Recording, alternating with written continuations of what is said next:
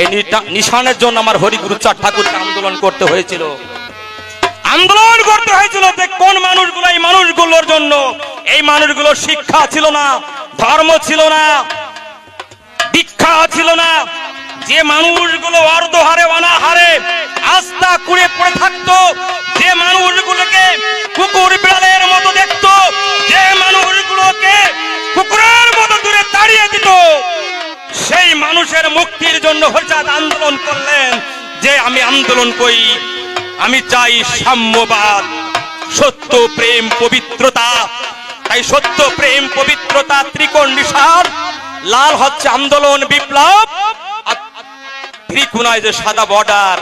আমি এই মানুষগুলোর জন্য শান্তি চাই, আমি এই মানুষগুলোর জন্য ধর্ম চাই, আমি এই মানুষগুলোর জন্য দীক্ষা চাই।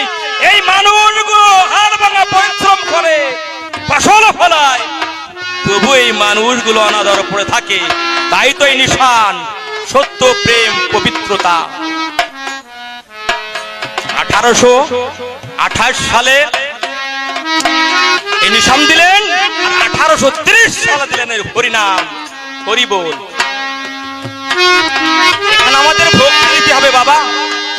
এই নিশান আমার হরিগুরুচাঁদ তারকের নিশান, একে ভক্তি করতে হবে।